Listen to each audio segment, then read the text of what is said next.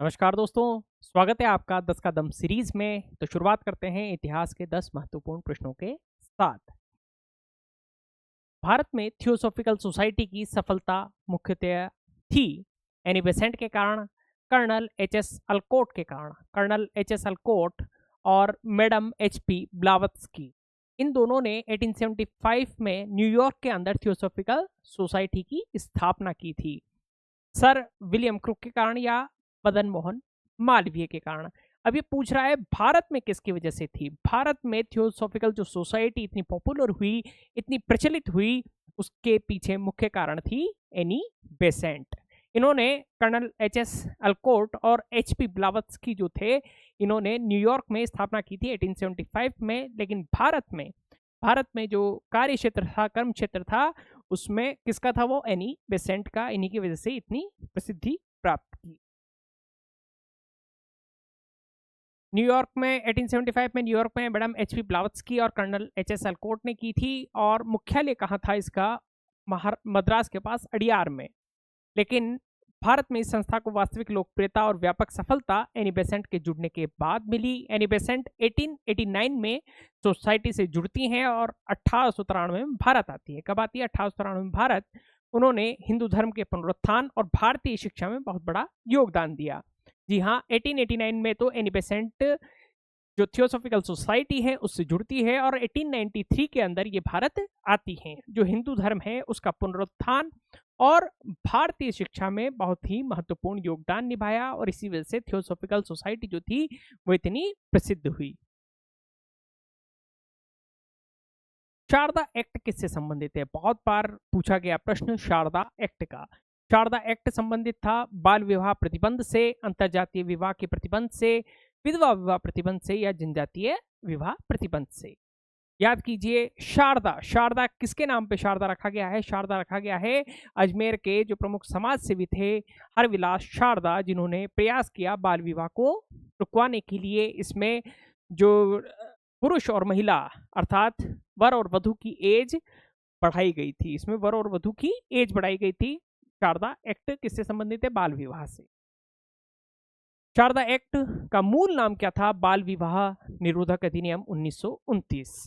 इसे अजमेर के प्रसिद्ध शिक्षाविद और समाज सुधारक डॉक्टर हरविलास शारदा के अथक प्रयासों से पारित किया गया, इसलिए इनके नाम पर शारदा एक्ट कहा जाता है। इसका मुख्य उद्देश्य बाल विवाह की कुप्रथा को समाप्त करना था। जी हाँ, ये कब आया था? 1929 के अंदर। हालांकि 1872 के अंदर एक नेटिव मैरिज एक्ट पहले ही आ चुका था।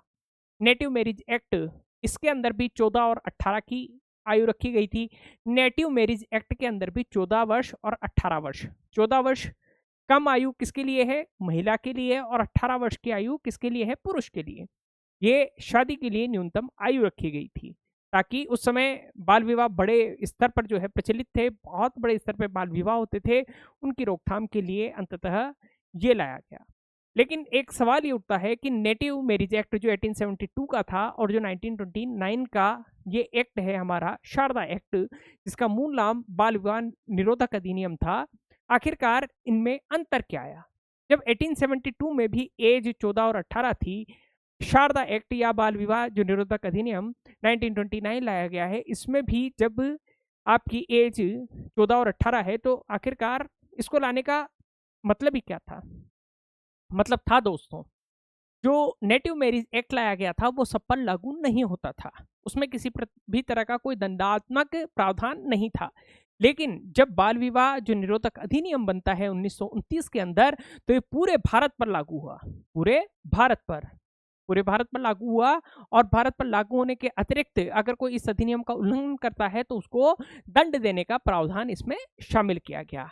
पहले सारे समुदाय, क्योंकि सब समुदायों में क्या है कि अपने पर्सनल लॉज, जैसे हिंदू विवाह अधिनियम और मुस्लिमों में शरीयत कानून, इसी तरह से पारसियों का अलग कानून और दूसरे समुदायों का अलग कानून चल रहा था।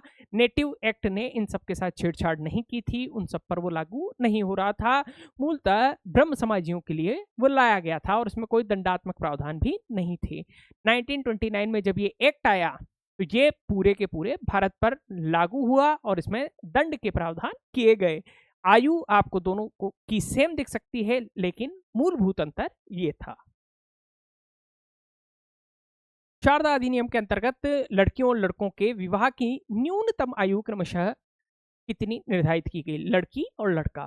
तो ये 12, 16, 14, 18, 15, 21 या 16, 22। तो ऑब्वियस आंसर है 14 और 18।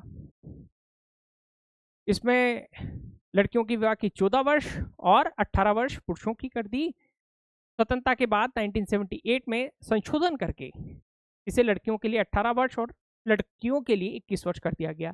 1978 में आफ्टर इंडिपेंडेंस लड़कियों के लिए जो 14 वर्ष को 18 वर्ष किया गया और लड़कों के लिए 21 वर्ष कर दिया गया, जो वर्तमान में भी यही शादी के लिए न्यूनतम आयु है। बाल विवाह प्रथा को नियंत्रित करने हेतु 1872 के सिविल मैरिज एक्ट ने लड़कियों के विवाह की न्यूनतम आयु निर्धारित की। हम इसी civil marriage act, native marriage act की बात कर रहे हैं। इसमें भी 14 और 18 जो कि 1929 का बाल विवाह निरोधक अधिनियम या शारदा एक्ट के अंदर आयु थी, वही आयु 1872 के सिविल मैरिज एक्ट में थी। तो आयु क्या हो जाएगी, किसके लिए पूछ रहा है? लड़कियों के लिए आयु हो जाएगी 14 वर्ष। 1872 का सिविल मैरिज एक्ट, जिसे नेटिव मैरिज एक्ट भी कहा जाता है, भारत में बाल विवाह को रोकने और अंतरजातीय विवाह को, एक तो बाल विवाह को रोकता था और एक अंतरजातीय विवाह को मान्यता देने के लिए लाया गया था। इस अधिनियम के तहत लड़कियों की शादी की न्यूनतम आयु 14 वर्ष और लड़कों की 18 वर्ष तय की गई। इसमें साथ ही साथ बहु विवाह को भी गैर कानूनी घोषित किया गया था। तो 1872 का जो सिविल मैरिज एक्ट है, नेटिव मैरिज एक्ट है, इसके अंदर बाल विवाह, एक तो बाल विवाह को रोकने के लिए, एक अंतर जातीय जो विवाह है उसको मान्यता देने के लिए, और बहु विवाह को गैर कानूनी घोषित किया गया था। ओके, नेटिव मैरिज एक्ट किस वर्ष पारित किया गया, अभी बात करके आए हैं 1872 के अंदर। 1870, 72, 74, 76, 1872 के अंदर। किसके अंदर? 1872 के अंदर नेटिव मैरिज एक्ट 1872 में पारित किया गया। इसे ब्रह्म मैरिज एक्ट भी कहा जाता है। क्यों? क्योंकि मूलतः ब्रह्म समाजियों के लिए ही ये एक्ट लाया गया था 1872, इसलिए ब्रह्म मैरिज एक्ट भी कहा जाता है इसको। और ये केशव चंद्र सेन के प्रयासों से जो है ये एक्ट पारित हुआ था। Native marriage act Keshav Chandra Sen के प्रयासों से। केशव चंद्र सेन जो भारतीय ब्रह्म समाज के जो एक धड़ा था ब्रह्म समाज के अंदर ही, उसको लीड करते थे Keshav Chandra Sen. Native marriage act 1872 में ब्रह्म मैरिज एक्ट, इसमें 3 प्रावधान, एक तो बाल विवाह से संबंधित था, दूसरा एक तो बाल विवाह संबंधित था, एक जो पॉलीगेमी है, बहु विवाह है, उसको रोकने के लिए था, और एक अंतरजातीय विवाह को मान्यता देने के लिए था। यह भारतीय समाज में विवाह सुधारों की दिशा में एक बहुत ही महत्वपूर्ण कदम था, जिसने रूढ़िवादी परंपराओं पर कानूनी रोक लगाने का प्रयास किया। निम्नलिखित में से किसने 1872 में नेटिव मैरिज एक्ट को पारित कराने में महत्वपूर्ण भूमिका निभाई? देवेंद्रनाथ टैगोर, जो संबंधित थे आदि ब्रह्म समाज से। किससे? आदि ब्रह्म समाज से। ईश्वरचंद्र विद्यासागर, ये 1856 का जो विधवा पुनर्विवाह अधिनियम था उससे संबंधित थे। केशव चंद्र सेन, जो कि भारतीय ब्रह्म समाज से संबंधित थे। किससे संबंधित है? भारतीय ब्रह्म समाज से। भारतीय ब्रह्म समाज से। ओके, और श्यामचंद्र दास। तो इसमें ऑप्शन आ जाएगा 1872 में नेटिव जो मैरिज एक्ट है पारित करवाने में कौन थे? केशव चंद्र सेन। केशव चंद्र सेन। भारतीय ब्रह्म समाज के प्रमुख नेता केशव चंद्र सेन ने समाज सुधार के लिए व्यापक आंदोलन चलाया। बाल विवाह का विरोध और अंतरजातीय विवाह का समर्थन उनके प्रमुख मुद्दे थे। उन्हीं के निरंतर दबाव और जन आंदोलन के परिणाम स्वरूप 1872 में native marriage act, civil marriage act पारित करना पड़ा। अब एक ऐसी घटना यहाँ पर घटती है कि जिसकी वजह से 1872 में उन्होंने ये एक्ट पास करवाया, जो सिविल मैरिज एक्ट या नेटिव मैरिज एक्ट कहलाया, जिसमें एक तो अंतरजातीय विवाह को समर्थन मिला है, पॉलीगैमी का विरोध किया गया है, इसके अंदर बाल विवाह का विरोध किया गया है। लेकिन आपको ये बताना है कि इसके बाद केशव चंद्र सेन ने आखिरकार कौन सी ऐसी जो है कृत्य किया कि उनको आलोचनाओं का सामना करना पड़ा। जी हाँ, उन्होंने अपनी स्वयं की बेटी का बाल विवाह किया था। और बाल विवाह किस व्यक्ति के साथ किया था? वो भी कोई छोटी मोटी शख्सियत नहीं थी। वो किसके साथ किया ये आप कमेंट बॉक्स में बताएंगे। 1843 के एक्ट 5 ने किस बात को गैरकानूनी बना दिया? आखिरकार इनमें से कौन सी चीज गैरकानूनी हो गई एक्ट 5 आने के बाद 1843 में। बाल विवाह के लिए तो अलग कानून आए हैं, शिशु हत्या, सती या गुलामी। गुलामी भी उन दिनों बड़े पैमाने पे प्रचलित थी, तो गुलामी इसका आंसर है। क्या है? गुलामी। दास प्रथा। भारत में दास प्रथा, स्लेवरी का उन्मूलन 1843 के अधिनियम 5 या एक्ट वी के द्वारा किया गया। यह कानून गवर्नर जनरल लॉर्ड एलनबरो के कार्यकाल में पारित हुआ। इस एक्ट ने दासों की खरीद बिक्री और उन्हें बंधुआ मजदूर के रूप में रखने की पूरी तरह से अवैध और दंडनीय अपराध बना दिया। दो चीजें आपको पता होनी चाहिए। 1843 में दास प्रथा के विरुद्ध, गुलामी के विरुद्ध क्या आता है? कानून आता है। उस वक्त गवर्नर जनरल कौन थे? 1843 में कौन थे governor general? Lord Ellenborough. Lord Ellenborough के समय दास प्रथा के उन्मूलन के लिए अधिनियम 5 पारित किया गया। ओके। निम्नलिखित में से किसने प्रमुख रूप से विधवा पुनर्विवाह के लिए संघर्ष किया और उसे कानूनी रूप से वैध बनाने में सफलता प्राप्त की? अभी हमने पिछले सवालों में एक ऑप्शन में बात की थी 1856 का विधवा पुनर्विवाह अधिनियम। जो विधवा महिलाएं थी, उनके उद्धार के लिए इस क्षेत्र में काफी कार्य करने वाले एक व्यक्ति एनी बेसेंट, ये तो हमको पता है, थियोसॉफिकल सोसाइटी से जुड़ी हुई थी। महादेव गोविंद रानडे ये नहीं थे। राजा राम मोहन राय किससे जुड़े हुए थे? ब्रह्म समाज से ईश्वर चंद्र विद्यासागर। जी हाँ, इन्हीं के प्रयासों के फलस्वरूप 1856 में विधवा पुनर्विवाह अधिनियम पारित होता है। बंगाल के महान समाज सुधारक ईश्वरचंद्र विद्यासागर ने हिंदू समाज में विधवाओं की दयनीय स्थिति को सुधारने के लिए अपना जीवन समर्पित कर दिया। उन्होंने प्राचीन शास्त्रों जैसे पाराशर स्मृति का हवाला देकर के ये सिद्ध किया कि हिंदू धर्म विधवा पुनर्विवाह की अनुमति देता है। उनके अथक प्रयासों से ही 1856 में हिंदू विधवा पुनर्विवाह अधिनियम को कानूनी मान्यता मिली। अच्छा, एक बात आप देखिए कि जब अंग्रेज यहाँ पर रूल कर रहे थे, अंग्रेज यहाँ पर शासन कर रहे थे, तब क्या परिस्थिति थी? उनको यहाँ पर लोकल कानूनों की जानकारी नहीं थी। अभी तक मुगल प्रशासन चल रहा था, उसके पहले कई सल्तनत आ चुकी थी, फारसी उर्दू का बड़ा प्रचलन था। उन्हीं जो काजी, पंडित, मौलवी, ये सब अपने अपने धर्मों के लिए जो छोटे छोटे स्तर पे पंचायतें न्याय प्रक्रिया के अंग हुआ करती थी, महत्वपूर्ण अंग हुआ करती थी। और पहले राजा सबसे बड़ा क्या हुआ करता था? न्याय का निर्धारक हुआ करता था। अंग्रेजों ने आकर के कोर्ट खोला, क्या खोला? न्यायालय खोला। लेकिन चूंकि वहां पर जज नियुक्त किए, उन जजों को ये पता नहीं था कि इस चीज को लेकर के इस क्षेत्र विशेष में किस तरह के कानून पहले से प्रचलित थे। अंग्रेज ये भी नहीं चाहते थे कि इन हमारे न्याय प्रणाली से इनकी किसी भी सेंटिमेंट को धक्का पहुंचे, नुकसान पहुंचे और वो किसी एक म्यूटिनी या रिवोल्ट में तब्दील हो जाए। इसीलिए उन्होंने उनके लिए जो धार्मिक व्यक्ति थे, जैसे जो काजी थे, मौलवी थे, जो पंडित थे, उनको नियुक्त किया। जिस भी धर्म संप्रदाय का व्यक्ति जो भी विवाद लेके आता है, तो उस जज को असिस्ट कौन करेगा? उस संबंधित धर्म का व्यक्ति असिस्ट करेगा।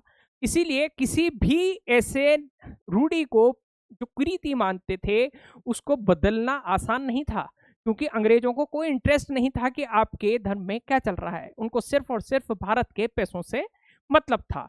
इसीलिए जब हम बात कर रहे हैं कि इन्होंने ये एक्ट पारित करवाया, वो एक्ट पारित करवाया, तो उसके पीछे गहन रिसर्च, बड़ी उन्होंने गहन जो है अनुसंधान किया है। जैसे हिंदू धर्म में पाराशर स्मृति का हवाला दिया गया है, किसके द्वारा? ईश्वरचंद्र विद्यासागर के द्वारा, कि हमारे शास्त्र सम्मत बात है ये कि विधवाओं को पुनर्विवाह की अनुमति है। इसके लिए पाराशर स्मृति का हवाला दिया गया। तो आप समझ सकते हैं कि जब किसी व्यक्ति का नाम लिया जा रहा है कि उसके पीछे उन्होंने मेहनत की है, तो वो मेहनत बहुत सारे स्तरों पे की है। लोगों का जनविरोध का भी जवाब देना है, उनको भी सेटिस्फाई करना है, एक लोगों को भी इन्वॉल्व करना है, व्यापक जन आंदोलन बनाना है जब तक आवाज नहीं होती। क्योंकि लोकतंत्र में सिर गिने जाते हैं, लोकतंत्र में वोट की कीमत होती है। और उसी तरह से जब आप किसी चीज को बदलवाना चाहते हैं, एक पहले से चली आ रही प्रथा को बदलवाना चाहते हैं, तो आपके पास जन समर्थन होना बहुत जरूरी है। और ये जन समर्थन अपने ज्ञान से हासिल किया, बनाया ईश्वरचंद्र विद्यासागर जैसे महान समाज सुधारकों ने। हिंदू विधवा पुनर्विवाह अधिनियम किस वर्ष पारित हुआ था? 1856। अभी हम पढ़ के आए हैं। हिंदू विधवा पुनर्विवाह अधिनियम लॉर्ड डलहौजी के समय यह ड्राफ्ट हो गया था, लेकिन 26 जुलाई 1856 को लॉर्ड केनिंग के समय पे ड्राफ्ट हो चुका था डलहौजी के समय में, लेकिन पारित होता है लॉर्ड केनिंग के समय में। इस कानून ने विधवाओं के पुनर्विवाह को वैध घोषित किया और ऐसी शादियों से उत्पन्न बच्चों को भी वैध माना गया। पहले जब हिंदू जो विधवा का पुनर्विवाह वैध नहीं मान रहे थे और विधवा के लिए एक तरह से कलंक के रूप में देखा जाता था कि इसने, क्योंकि सती प्रथा चल रही थी। जब सती प्रथा ये कह रही है कि आप अपने पति के साथ ही सती हो जाइए, तो पुनर्विवाह को किस तरह से सोसाइटी एक्सेप्ट करेगी? इसीलिए, और पुनर्विवाह हो भी गया तो उनके बच्चों को कैसे एक्सेप्ट करेगी? इसी समस्या का समाधान निकालने के लिए हिंदू विधवा पुनर्विवाह अधिनियम 1856 में पास हुआ। लॉर्ड डलहौजी के समय पर इसका ड्राफ्ट जो है बन चुका था, लेकिन पास होता है ये किसके समय? लॉर्ड कैनिंग के समय। जी हाँ, 26 जुलाई 1856 को, 26 जुलाई 1856 को। The age of consent act किस वर्ष पारित हुआ? एज ऑफ कंसेंट एक्ट किस वर्ष पारित हुआ? 1856, 1891, 1881, 1905। एज ऑफ कंसेंट एक्ट आया था 1891 में। 1872 civil marriage act, native marriage act आया था। एज ऑफ कंसेंट एक्ट आया था 1891 में, और जो बाल विवाह का निरोधक अधिनियम था 1929 में, Sharda act. The age of consent act 1891 में पारित किया गया। यह कानून मुख्य रूप से एक पारसी समाज सुधारक बहराम जी एम मालाबारी के प्रयासों का परिणाम था। इस अधिनियम के द्वारा लड़कियों के लिए यौन सहमति की न्यूनतम आयु 10 वर्ष से बढ़ाकर 12 वर्ष कर दी गई। हालांकि बाल गंगाधर तिलक जैसे कुछ राष्ट्रवादी नेताओं ने इसे भारतीय रीति रिवाजों में ब्रिटिश हस्तक्षेप मानते हुए इसका विरोध भी किया था। बहराम जी जो एम मालाबारी थे, उन्होंने, जो पारसी समाज सुधारक थे, उनके प्रयासों से कंसेंट ऑफ एज, तो जो एज ऑफ कंसेंट एक्ट 1891 में पारित किया गया। अब आप कंफ्यूज नहीं होना है अपने को, नेटिव मैरिज एक्ट आया है और बाल विवाह का निरोध अधिनियम जो आया है, निरोधक अधिनियम आया है 1929 के अंदर, और नेटिव मैरिज एक्ट 1872 के अंदर, जो 14 और 18 वर्ष की जो समय सीमा है, मतलब आयु सीमा है, उसकी बात करते हैं। एज ऑफ कंसेंट क्या है? एज ऑफ कंसेंट एक्ट अलग चीज है। एज ऑफ कंसेंट एक्ट विवाह की बात नहीं कर रहा है। एज ऑफ कंसेंट एक्ट कह रहा है क्या? लड़कियों के लिए यौन सहमति की, अगर कोई लैंगिक संबंध बनाना चाहता है, यौन संबंध बनाना चाहता है, तो उसके लिए सहमति, लड़कियों की सहमति की आयु 10 वर्ष से बढ़ाकर 12 वर्ष की गई थी। ये कंसेंट देने की जो एज है उसको बढ़ाया गया है, यहाँ पे विवाह की बात नहीं है। ठीक है, तो ये है एज ऑफ कंसेंट एक्ट 1891 का। तो ऐसे ही और क्वेश्चंस के लिए जुड़े रहिए दिग्गज एकेडमी के साथ। धन्यवाद।